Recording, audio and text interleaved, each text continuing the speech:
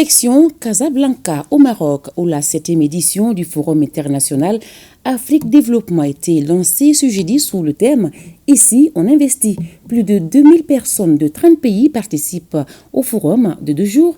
C'est une initiative du groupe Attijari Wafa Bank et son partenaire Almada.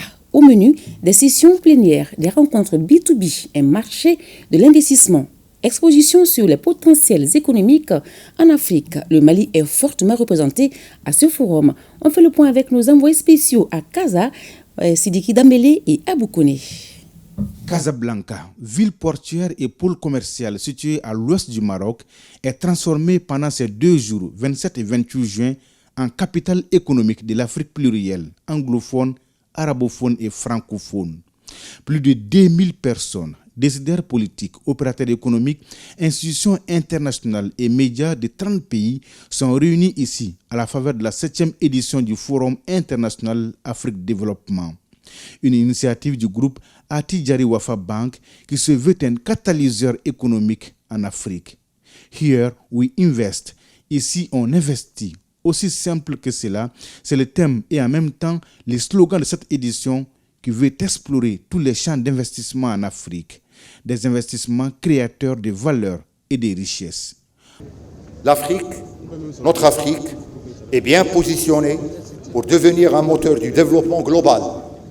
Mais pour réaliser son plein potentiel, la transformation durable de ses atouts doit s'appuyer sur des politiques à la fois disruptives et inclusives, des investissements stratégiques et une allocation optimisée des ressources.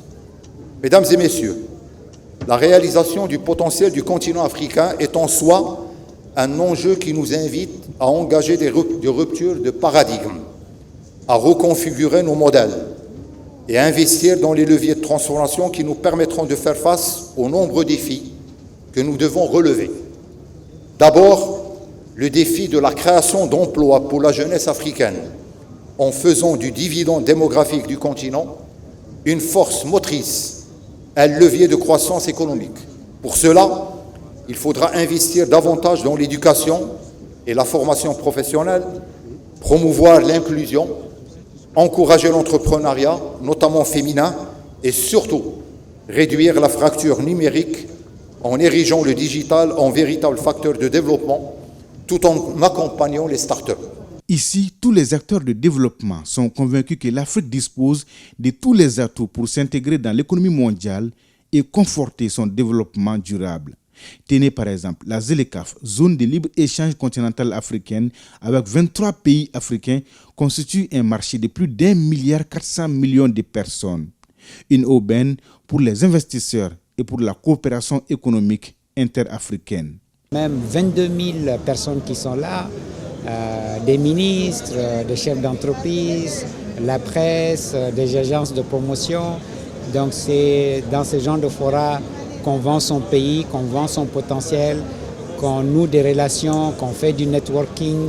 Et puis on espère que tout ceci va aboutir sur 1, 2, 3, 4 investissements qui vont créer des emplois chez nous au pays. Il faut souligner que le Mali est fortement représenté à ce forum à travers des opérateurs économiques, des décideurs, des diplomates et autres personnalités. Tous engagés pour vendre l'image du Mali, présenter des projets, trouver des investissements et saisir des opportunités. Le Mali est une terre d'opportunités en termes d'investissement.